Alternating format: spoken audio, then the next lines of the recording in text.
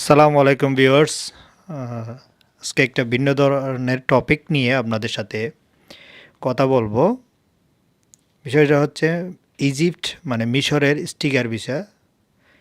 Egypt হচ্ছে Africa মহাদেশের একটা দেশ, যেটা স্টিকার ভিসা নেওয়ার জন্য বাংলাদেশ থেকে অনেকেই চায় আসলে ট্রাভেলিং করার জন্য, যেখানে পিরামিডের দেশ, ফেরাউনের দেশ অনেকে দেখতে চায় এখানে কীরকম এই দেশটি। আমরা যেহেতু আগে পড়েছি বইয়ে বিভিন্ন গল্প আকারে, সেটা দেখার জন্য অনেকে যেতে চায়। এই যেতে চাওয়া নিয়ে আজকে আমার যে বাস্তব অভিজ্ঞতা স্টিকার ভিসা নেওয়ার ক্ষেত্রে, সেটা আপনাদের সাথে শেয়ার করব। তার আগে বলে রাখি, বাংলাদেশ মিশরের এম্বাসি যেখানে অবস্থিত, Gulshan 2 road number 90 house number 9-এ ওদের এম্বাসি অফিস অবস্থিত। এই এম্বাসিতে যাওয়ার আগে আমাদের যে অভিজ্ঞতাগুলো, যাওয়ার পরে যে অভিজ্ঞতাগুলো, সেগুলো আপনাদের সাথে শেয়ার করব। আপনারা যারা ফ্রেশ পাসপোর্টে আবেদন করবেন, সেই ক্ষেত্রে আসলে ভিসা পাওয়ার চান্সেসটা খুব কম।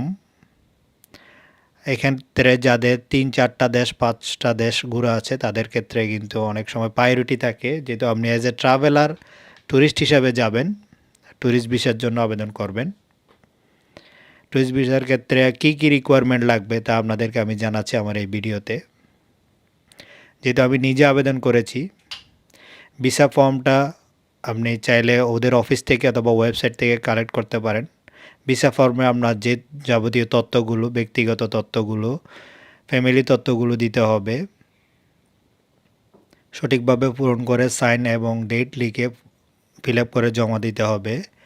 সাথে লাগবে 2 কপি সদ্য তোলা পাসপোর্ট সাইজের ছবি, যেটার সময় 3 মাস হলে ভালো। ওদের 6 মাস লেখা থাকে, 3 মাসের ভিতর তুলেছেন এই ধরনের হোয়াইট ব্যাকগ্রাউন্ডে।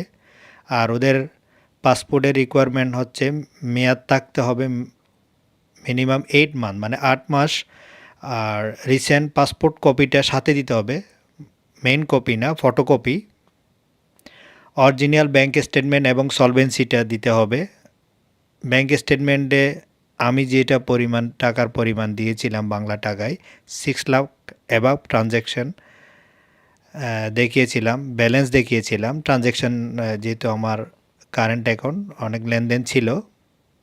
আর যারা এমপ্লয়ি হিসাবে মিশরে যেতে চান, মানে বাংলাদেশে চাকরি করেন, এমপ্লয়ার আবেদন করবেন, তাদের এনওসি লাগবে এইচআর থেকে, যেটা দেওয়া হয় নো অবজেকশন সার্টিফিকেট।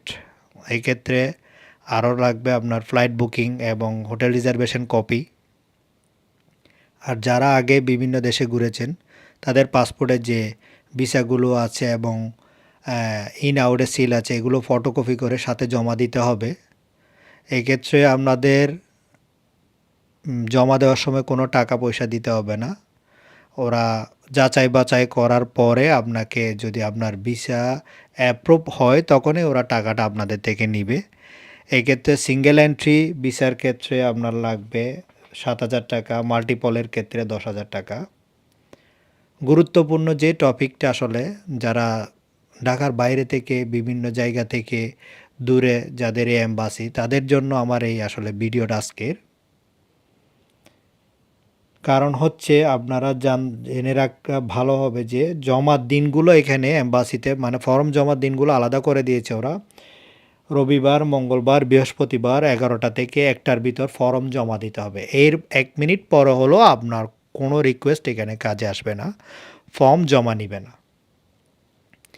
এর ধারাবাহিকতায় আমি প্রথম দিনে আসলে জমা দিতে পারি নাই, যেতে যেতে, যেহেতু আমি চট্টগ্রাম থেকে পৌঁছেতে দেরি হয়ে গিয়েছিল, 1টার পরে গিয়েছি, জানতাম না, ফর্মটা জমা দিতে পারিনি। এর পরের দিন গিয়েছিলাম, দেখি যে ওই দিন কিন্তু ওরা জমা নেয় না। ওই দিন নাকি পাসপোর্ট তোলার দিন, যাদের ভিসা হয়েছে তাদের সোমবার এবং বুধবার, এই 2 দিন হচ্ছে পাসপোর্ট তোলার দিন, মানে ভিসা যাদের হয়েছে তারা পাসপোর্টটা পাবে তাদের ওই দিনগুলি। এক্ষেত্রে আপনাদের এইটা মনে রাখা উচিত, 11টা থেকে 1টার ভিতর আপনার যে কার্যক্রম, তার ভিতর আপনার এখানে কার্যক্রমগুলো চলবে। আর যারা জমা দিবেন ওই 3 দিনের ভিতরে জমা দিবেন, যারা তুলবেন ওই দিনের ভিতরে তুলতে হবে। এই ক্ষেত্রে আপনারা সবগুলো ফটোকপি নিয়ে সব লাইনে দাঁড়াবেন। আর সরকারি ছুটি ব্যতীত বাকি দিনগুলোতে আসলে ওরা খোলা রাখে, যেগুলো সবসময় খোলা থাকে। শুক্রবার, শনিবার ২ দিন বন্ধ থাকবে। তো আপনারা যারা স্টিকার ভিসার জন্য আবেদন করবেন, আশা করি তাদের এই তথ্যগুলো কাজে লাগবে। দূরের থেকে যারা যাবেন, কেউ যদি এজেন্সির মাধ্যমে করতে চান তাহলে সেটাও ভালো। কোনো এজেন্সি যদি আপনাদের করে দিতে পারবে বলে, তবে নিজে নিজে আমি মনে করি চেষ্টা করাটা ভালো।